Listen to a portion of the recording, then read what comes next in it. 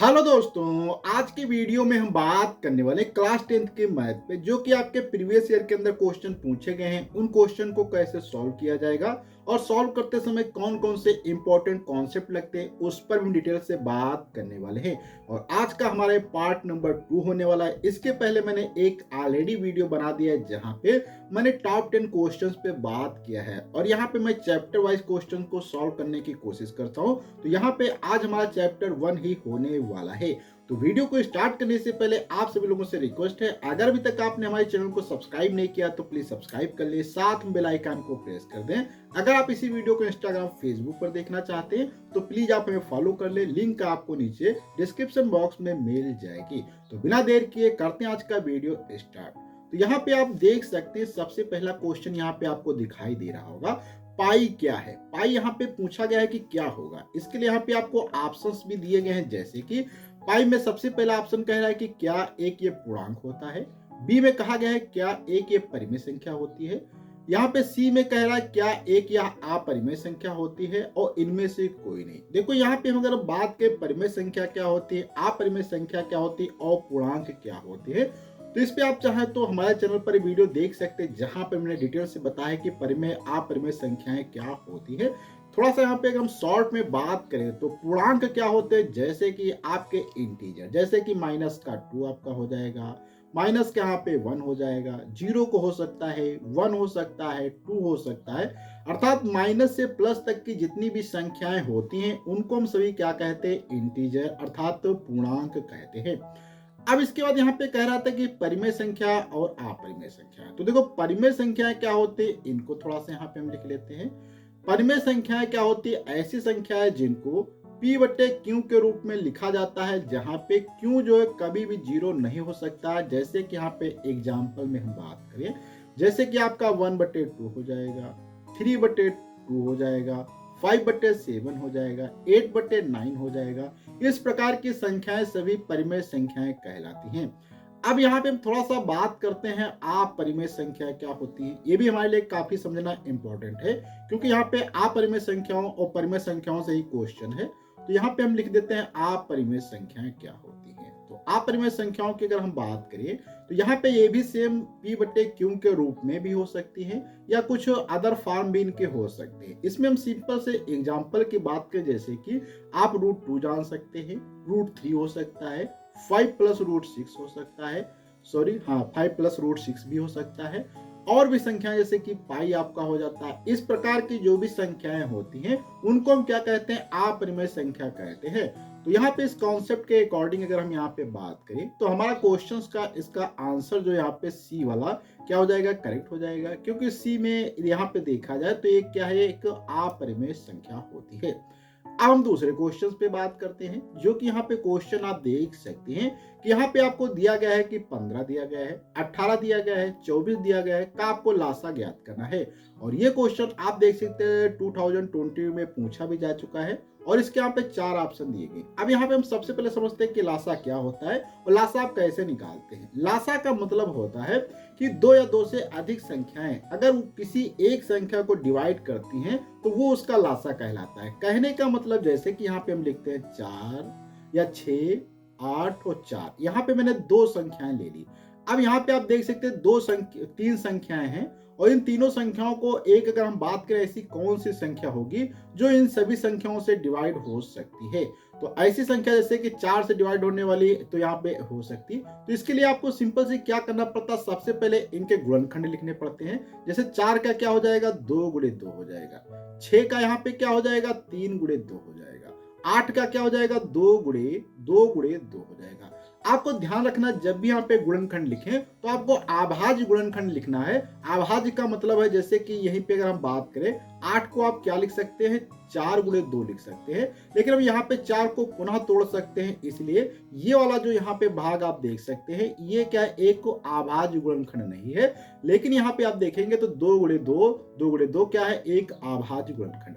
अब यहाँ पे अगर हम बात करते हैं इसका मासा क्या होगा अर्थात लासा, तो यहाँ पे लासा बहुत आसानी से आप निकाल सकते हैं। लासा जब भी आप कभी लिखे एग्जाम में तो आपको पहले लासा लिखना है, फिर जिन संख्याओं को आप निकालना चाहते हैं उन संख्याओं को ब्रैकेट में लिखें। उसके बाद निकालने का तरीका ये कहता है कि यहाँ पे जो सभी में कॉमन मिल जाए, जैसे कि यहाँ पे आप देखेंगे एक 2 मिल जाएगा, इसमें भी 2 मिल जाएगा, इसमें भी 2 मिल जाएगा, तो इसको यहाँ पे लिख लेंगे। उसके बाद यहाँ पे आप देखेंगे इसमें 2 तो सभी मिल गया, फिर से यहाँ पे अब यहाँ पे नहीं बचा 2, इसमें भी नहीं बचा। ठीक, अब यहाँ पे अगर हम बात करें इन दोनों संख्याओं में, तो यहाँ पे क्या है 2 एक और कॉमन मिल जाएगा, ये वाला। तो यहाँ पे क्या है, इस 2 को भी हम यहाँ पे लिख लेंगे। अब क्या बचता है, यहाँ पे एक 3 बचता है, यहाँ पे 2 बचता है, तो यहाँ पे एक 3 लिख देंगे, 2 लिख देंगे। और आपस में अगर आप इन सभी चीजों का गुणा कर देते हैं तो यहाँ पे आपको प्राप्त हो जाएगा 2 दूनी 4, 3 12, दूनी क्या हो जाएगा 24 हो जाएगा। अब यहाँ पे आप देख सकते हैं कि अगर हम 24 के बटे में 4 लिखें, चाहे 24 के बटे में 6 लिखें, चाहे 24 के बटे में 8 लिखें, तो यहाँ पे आप देखेंगे प्रत्येक कंडीशंस में क्या डिवाइड होगा, क्योंकि 4 एकम 4 और 8 क्या होगा, 4 2 4 6 24 हो जाएगा, 6 चौक 24 हो जाएगा, 8 तिया 24 हो जाएगा, कट जाता है। इसलिए यहाँ पे आपका 4 6 8 का जो लासा होता है वो लासा निकल के आ जाता है आपका यहाँ पे 24। अब इसी प्रकार से यहाँ पे जो आपका 15 दिया गया है, 15 को आप क्या लिख सकते हैं, यहाँ पे आसान तरीके में 15 को आप क्या लिख सकते हैं, 3 गुणे 5 लिख सकते हैं। इसी प्रकार से यहाँ पे जो 24 दिया गया है, हम 24 को क्या लिख सकते हैं, यहाँ पे आप लिखेंगे 2 गुणे 2, 2 दूनी 4, 3 12, क्या हो जाएगा 2 दूनी 4 दूनी 8 हो जाएगा, और 8 तिया क्या हो जाएगा 24 हो जाएगा। तो इस प्रकार से 24 लिखेंगे। अब यहाँ पे बचता है आपका 18, मैंने आगे पीछे कर दिया, कोई प्रॉब्लम नहीं है। 18 को क्या लिखेंगे, 2 गुणे 2, 2 दूनी 4 हो जाएगा, और यहाँ पे 2 दूनी 4 कटेगा नहीं, तो यहाँ पे आप क्या सिंपल से ऐसे लिखेंगे। 18 को आप चाहें तो गुणनखंड निकालने का ये तरीका भी होता है, पहले आप 2 से भाग देंगे, तो यहाँ पे क्या आ जाएगा, आप देखेंगे, सॉरी यहाँ पे एक बार मैं बैक कर लेता हूँ, यहाँ पे क्या आ जाएगा 9 आ जाएगा। अब यहाँ से 3 से भाग देंगे, 3 से कट जाएगा, यहाँ पे 3 एक कम ये आ जाएगा। अर्थात यहाँ पे अगर हम देखें तो यहाँ पे क्या हो जाएगा, आपका 2 हो जाएगा, गुणे में यहाँ पे 3 हो जाएगा, गुणे में आपका यहाँ पे 3 हो जाएगा। इस प्रकार से आ जाता। अब यहाँ पे हम बात करते हैं लासा निकालने की। तो यहाँ पे लासा देखो कैसे निकाला जाएगा, बहुत आसान तरीका है, जो कि अभी हमने यहाँ पे किया था। पहले हम संख्याओं को लिख देते हैं। कौन कौन सी संख्या यहाँ पे दी थी, 15 दिया है, 18 दिया है और 24 दिया है।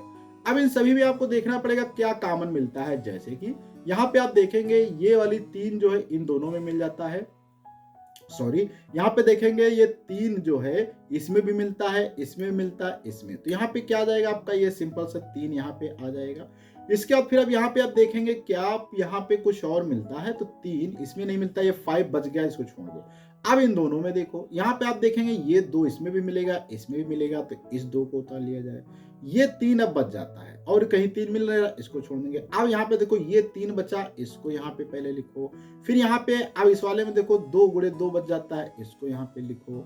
इसके बाद यहाँ पे आप देखेंगे 5 बच जाता है, 5 को लिखो। अब यहाँ पे लिखने के बाद आप अगर देखें तो यहाँ पे 2 कितनी बार आया है, 3 बार आया है। 2 की पावर हम क्या कर सकते हैं, 3 लिख सकते हैं। इसके बाद यहाँ पे आप देखेंगे 3 कितनी बार आया, 2 बार, 1 2, तो यहाँ पे क्या है 3 को 2 लिख सकते हैं। और 5 कितनी बार आया, 1 बार, तो इसको ऐसे लिखेंगे। और यहाँ पे अगर आप इन सभी चीजों का गुणा करते हैं तो क्या होगा, 2 दूनी 4 दूनी 8 हो जाएगा, 8 3 24 हो जाएगा, 24 दूना 48 हो जाएगा, 48 पंजे 360 हो जाएगा। अर्थात यहाँ पे फाइनल आंसर आपका आ जाएगा। तो यहाँ पे आप आंसर को अगर देखेंगे तो यहाँ पे आपका 360, जो कि आपका डी वाला ऑप्शन यहाँ पे करेक्ट हो जाता है। अब हम अगले क्वेश्चन पे बढ़ते हैं। अगला क्वेश्चन यहाँ पे आप देख सकते हैं, जो कि चैप्टर 1 से ही दिया गया है, जिसमें दिया गया है कि HCF 252 594 का 18 दिया गया है, तो ज्ञात कीजिए एलसीएम क्या होगा। अब ये देखो क्वेश्चन बहुत आसान है। इस क्वेश्चन को आप 2 तरीके से ज्ञात कर सकते हैं। एक तो आपके पास सबसे पहला तरीका क्या होने वाला है, उस पर हम बात करते हैं। फर्स्ट मेथड में हम क्या करेंगे, यहाँ पे जो ये संख्याएं दी गई हैं और इनके बीच में संबंध होता है, जैसे कि मान लो माना यहाँ पे मान लेते, माना 2 संख्याएं, कौन सी 2 संख्या, कौन कौन सी हैं, A, B है। तो यहाँ पे मासा इनका क्या होगा, देखो यहाँ पे अगर हम लिखे मासा, तो मासा मान लो इन दोनों संख्याओं A और B का मासा को हम क्या करते हैं, स्मॉल m से लिख देते हैं। और यहीं पे इन दोनों संख्याओं के अगर हम लासा की बात करें A और B का, तो लासा को भी हम क्या स्मॉल l लिख देते हैं। तो एक फार्मूला होता है जो कि बहुत ही पॉपुलर फार्मूला है, जिसका नाम है ए अर्थात पहली संख्या गुणे दूसरी संख्या बराबर मासा गुणे लासा। ये फार्मूला आपको याद रखना है क्योंकि काफी जगह आपको हेल्प प्रोवाइड करने वाला है। अब इसके बाद यहाँ तक तो हो जाता है। आप देखो इसी फार्मूले का हम यूज कर सकते हैं, क्योंकि यहाँ पे आप देखेंगे आपको ए मान लो यहाँ पे दिया गया 252 दिया गया है, बी यहाँ पे आपको मान लो देते हैं 594, मानना नहीं यहाँ पे दिया गया है, और यहाँ पे कह रहा है HCF अर्थात यहाँ पे मैंने M माना है मासा, तो यहाँ पे दिया है 18। आपको निकालना क्या है, यहाँ पे L का मान निकालना है। बहुत आसानी से यहाँ से आप क्या करेंगे, L इक्वल टू हो जाएगा A गुणे बी बटे क्या हो जाएगा M। यहाँ पे आपको सभी मान रख देने हैं। तो A का मान कितना है 252 दिया है, और B का मान 594 दिया है, और C का मान यहाँ पे आप देख सकते हैं कितना दिया गया है, M का मान 18। अब यहाँ से आप जब इसको कैंसिल करेंगे तो यहाँ पे 18 को यहाँ पे कॉमन मिल जाएगा, इनको ऊपर नीचे काट देते हैं। तो यहाँ पे अगर 2 से काटेंगे तो यहाँ पे 9 बचेगा, यहाँ पे क्या हो जाएगा 12 और 6, तो यहाँ पे क्या आ जाएगा 106 आ जाएगा। सॉरी यहाँ पे मिस्टेक हो जाती है, एक बार काट देता हूँ यहाँ से। क्या हो जाएगा देखो 2 एक कम 2 हो जाएगा, 2 दूनी 4 हो जाएगा, इसके बाद कितना बचता है यहाँ पे 6, तो 126 यहाँ पे आ जाएगा। इसी प्रकार से यहाँ पे अगर 3 से आप देखेंगे इसमें भाग लग जाएगा, अर्थात ऊपर भी 3 से लग जाता है, तो यहाँ पे क्या आ जाएगा 3 तिया 9 हो जाएगा, 3 चौकू 12, 3 दूनी 6 हो जाएगा। अब यहाँ से आप देखेंगे 3 एकम 3, तो यहाँ से 3 एकम 3, 3 चौकू 12, यहाँ पे क्या 3 चौकू 12 हो जाएगा। तो यहाँ से आप देखेंगे 3 एकम 3, 3 चौकू 12 था, 14 तिया 42। अब यहाँ पे आपका बचता है 594 मल्टीप्लाइड बाई क्या है 14। दैट्स यहाँ पे आप चाहें तो इसको लिख सकते हैं सिंपल से। यहाँ पे क्या आपका बचता है 14 गुणे यहाँ पे आपका 594। अब आपको ये सॉल्व करना है और यहाँ से आपका फाइनल आंसर निकल के आ जाएगा 8316। केवल यहाँ पे अब इन दोनों चीजों को मल्टीप्लाई करना है। तो इस प्रकार से आप इस क्वेश्चन को बहुत आसानी से सॉल्व कर सकते हैं। और यहाँ पे अगर हम ऑप्शंस में बात करें तो यहाँ पे ऑप्शंस आपको ये वाला करेक्ट देखने को मिल जाएगा। अब हम अगले क्वेश्चन पे बढ़ते हैं, जो कि यहाँ पे आप क्वेश्चन देख सकते हैं, दिया गया है 148 बटे 185 का सरलतम रूप क्या होगा। अर्थात 148 दिया गया है, उसके बटे में 185 दिया गया, तो यहाँ पे आपको सरलतम रूप बताना है। बहुत ही अच्छा क्वेश्चन है, देखते हैं कैसे इसको सॉल्व करेंगे। तो इस क्वेश्चन को सॉल्व करने के लिए आपको थोड़ा सा HCF का कॉन्सेप्ट लगाना पड़ेगा। HCF का मतलब होता है कि ऐसी कोई भी 2 संख्याएं या 2 से अधिक संख्याएं जो वो किसी एक संख्या से डिवाइड हो जाती है, उसे उसका HCF कहते हैं। अर्थात HCF का मतलब होता है कि कोई भी ऐसी कॉमन संख्या होती है दोनों संख्याओं के अंदर, तभी वह उन दोनों संख्याओं को विभाजित कर सकती है। जैसे कि इसको हम थोड़ा सा पहले एग्जांपल से क्लियर कर लेते हैं कॉन्सेप्ट को। मान लो यहाँ पे आपके पास 4 दिया गया है और 6 दिया गया है। यहाँ पे अगर हम बात करें इनके HCF की, तो HCF यहाँ पे आप देखेंगे इनका क्या हो जाता है 2 हो जाता है। लेकिन क्यों 2 हो जाता है इसकी हम बात करते हैं। तो यहाँ पे आप देखेंगे 4 को हम क्या लिख सकते हैं 2 गुणे 2 लिख सकते हैं, और यहाँ पे आप 6 को क्या लिख सकते हैं 3 गुणे 2 लिख सकते हैं। तो यहाँ पे आप देख रहे होंगे कि इन दोनों के अंदर एक कॉमन संख्या क्या देखने को मिल रही है 2, इसलिए इसका क्या है HCF 2 है। क्योंकि अगर आप 2 से डिवाइड करेंगे तो यहाँ पे आप देखो क्या करेंगे 4 बटे 2 करेंगे, तो यहाँ पे आसानी से ये कट जाएगा, तो यहाँ से भी आपका क्या 2 आ जाएगा। इसी प्रकार से 6, इसी प्रकार से यहाँ पे हम क्या करते हैं 6 को भी अगर 2 से भाग देंगे तो क्या होगा 2 3 6 हो जाएगा। यहाँ पे आप देखेंगे आंसर क्या निकल गया है 3। क्यों? क्योंकि यहाँ पे कॉमन संख्या थी 3 और यहाँ पे दोनों में 2। अब इसी को अगर सरलतम रूप आपसे कहा जाए, जैसे 4 बटे 6 का सरलतम रूप क्या होगा, तो आप देखेंगे क्योंकि 2 ऊपर भी कॉमन है, या चाहे तो आप इसको 2 गुणे 2 बटे यहाँ पे क्या है 6 को लिख सकते हैं 3 गुणे 2, और यहाँ पे आप क्या कर सकते हैं ऊपर नीचे 2, इसको 2 से 2 काट सकते हैं, तो यहाँ पे आपका 2 बटे 3 आ जाएगा, जो कि एक सरलतम रूप हो जाता है। सेम यही कॉन्सेप्ट यहाँ पे लगाना है। तो यहाँ पे अब क्वेश्चन का अगर हम देखते हैं हल, तो यहाँ पे आपको क्या मिलेगा, देखो 148 दिया गया है, ठीक है, बटे में क्या दिया गया है 185 दिया गया है। अब यहाँ पे आपको सबसे पहले 148 का और 185 का 85 जो दिया गया है, इनमें आपको इनके क्या करने पड़ेंगे, यहाँ पे फैक्टर अर्थात गुणनखंड निकालने पड़ेंगे। गुणनखंड बहुत आसान निकालना तरीका है। 148 को सबसे पहले क्या करेंगे, 2 से भाग दे देंगे, तो यहाँ पे क्या आ जाएगा, 7 आ जाएगा, यहाँ पे 4 आ जाएगा। इसमें फिर हम क्या करेंगे, 2 से भाग दे देंगे, तो यहाँ पे आप देखेंगे क्या आ जाएगा, यहाँ पे आ जाएगा 2 3 6 और 2 7 14 आ जाएगा। यहाँ पे आप 37 से भाग देंगे तो 37 से कम 37 आ जाएगा। इसी प्रकार से 185 की अगर हम बात करें तो 185 में आप सबसे पहले क्या करेंगे, यहाँ पे अगर आप देखेंगे तो 15 अगर 5 से हम भाग दे देते हैं तो क्या हो जाएगा, 5 तिया 15, 5 सते 35 हो जाता है।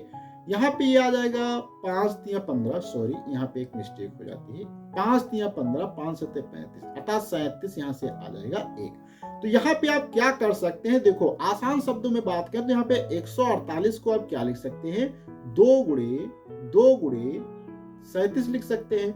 इसी प्रकार से 185 को आप क्या लिख सकते हैं, 5 गुणे 37 निकाल सकते हैं। और यहाँ पे आप देखेंगे कि ऊपर नीचे आपको देखने को मिल रहा होगा कि यहाँ पे 37 जो है, इसमें भी 37 सेम है, इसमें भी 37 सेम है, कैंसिल आउट हो जाएगा।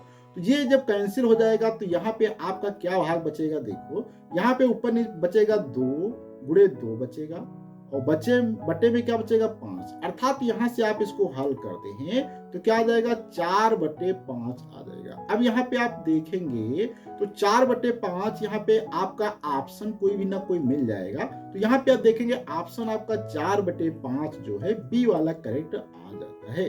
तो इस प्रकार से आप इस क्वेश्चन को सॉल्व कर सकते हैं। ऐसे ही कोई भी कॉन्सेप्ट या कोई भी क्वेश्चन आपको मिले, सेम आप इस कॉन्सेप्ट का यूज करके हल कर सकते हैं। अब हम बढ़ते हैं अगले क्वेश्चंस की ओर, जो कि आज का क्वेश्चन नंबर 5 दिया गया है, जिसमें दिया गया है कि दी गई संख्याओं में अभाज्य संख्या होगी। यहाँ पे बहुत ही अच्छा संख्या है, तो इसमें क्वेश्चन में आप डायरेक्ट इसका आंसर सी वाला लगा सकते हैं। अब हम यहाँ पे अगले क्वेश्चन पे बढ़ते हैं 6 नंबर पे। वह बड़ी से बड़ी संख्या ज्ञात कीजिए जिससे 245 और 1037 को विभाजित करने पर कितना है, 1037 245 को विभाजित करने पर प्रत्येक दशा में शेषफल 5 प्राप्त हो। ये बहुत ही अच्छा क्वेश्चन है। इस टाइप के क्वेश्चन बहुत ही ज्यादा पूछे जाते हैं।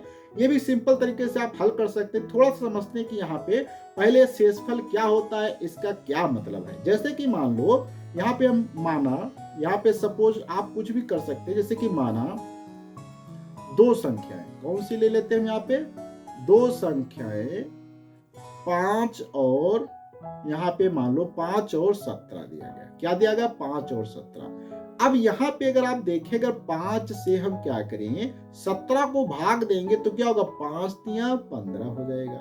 तो यहाँ पे आप देखेंगे शेषफल में कितना बच रहा है, 2। ये जो यहाँ पे 2 बचता है, इसे हम क्या कहते हैं, शेषफल कहते हैं। तो ये शेषफल बच जाता है। अब यहाँ पे अगर हम बात थोड़ा सा सिंपल फॉर्म में लिखने की कोशिश करें तो आप 17 बराबर क्या लिख सकते हैं, 5 गुणे 3 + 2, अर्थात यहाँ पे 5 तिया 15 और प्लस 2 17 के बराबर आ जाएगा। अब यहाँ पे आप देखेंगे कि 5 जो है 17 को पूर्णतः विभाजित नहीं कर पा रहा है, क्योंकि यहाँ पे शेषफल 2 बचता है। अगर यहीं पे हम क्या करें, 17 में से शेषफल को घटा दे तो क्या बचेगा, 15, और ये जो 15 बचा है, अब अगर आप 15 को यहाँ पे अगर आप 5 से भाग देंगे तो 5 तिया 15, ये पूरा का पूरा कट जाएगा, शेषफल 0 आ जाएगा। तो यहाँ पे आप देख सकते हैं कि 2 संख्याओं को जब हम क्या कर रहे थे, विभाजित कर रहे थे, तो प्रत्येक दशा में क्या है, 5 शेषफल बच रहा था।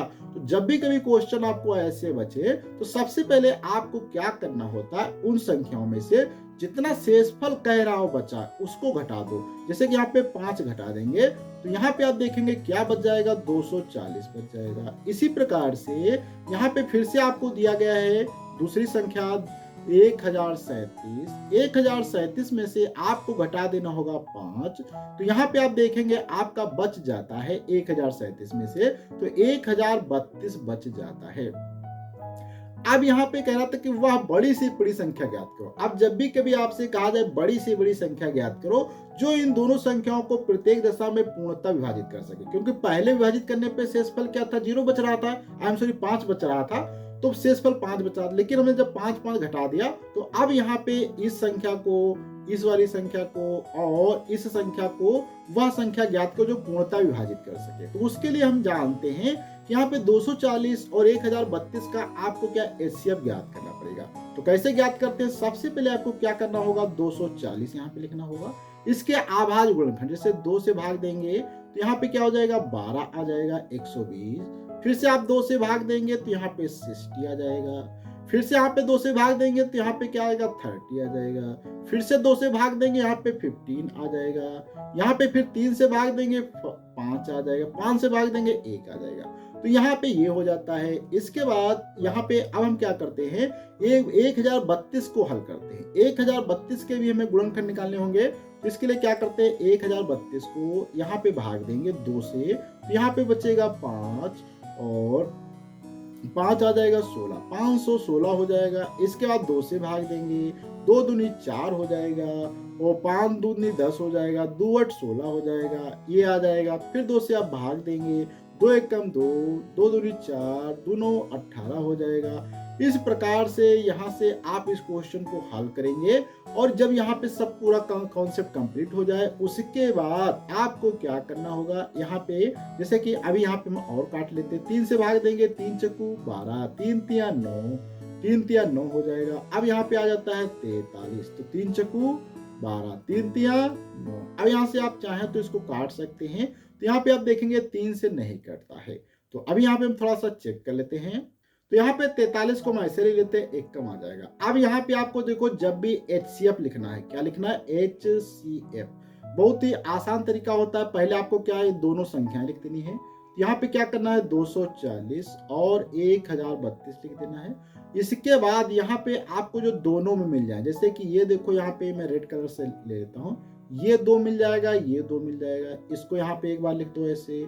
फिर यहाँ पे आप देखेंगे ये भी 2 मिल जाएगा, ये भी 2 मिल जाएगा, इसको भी यहाँ पे लिख दो। फिर यहाँ पे आप देखेंगे ये भी 2 मिल जाएगा, ये भी 2 मिल जाएगा, इसको भी यहाँ पे लिख दो।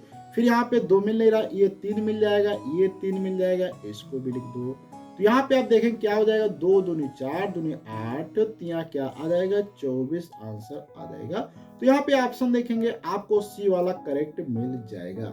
अब हम अगले क्वेश्चन पे बढ़ते हैं, जो कि यहाँ पे क्वेश्चन दिया गया है, निम्नलिखित संख्याओं में परिमेय संख्या है, जो कि 2023 के अंदर क्वेश्चन पूछा जा चुका है। काफी इंपॉर्टेंट क्वेश्चन है। तो देखो इसमें करना क्या होता है, आसान है। इसमें आपको परिमेय अपरिमेय संख्याओं का कॉन्सेप्ट मालूम होना चाहिए। तो यहाँ पे अगर हम बात करें ऑप्शन ए की, ऑप्शन ए में क्या दिया गया है, √9।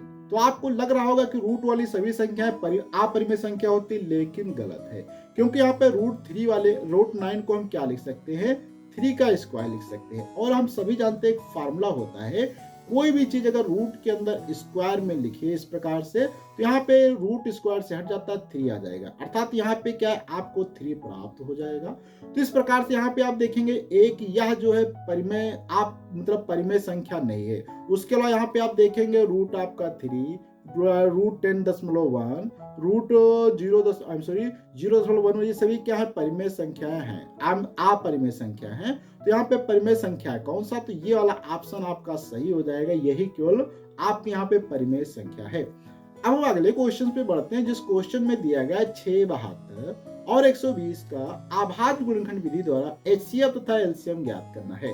अभी तक मैंने बहुत सारे क्वेश्चन उस पे बात किया, अभाज्य गुणनखंड क्या होते हैं।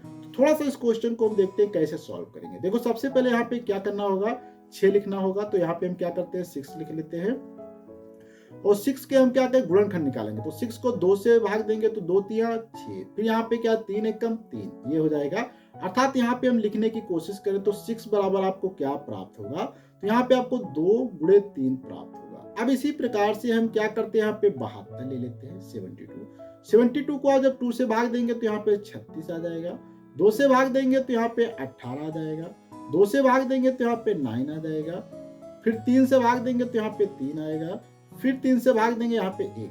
अर्थात यहाँ पे हम क्या कर सकते हैं, 72 को लिख सकते हैं। 2 यहाँ पे देखो आप देख सकते हैं कि 2 जो है 3 बार आया है।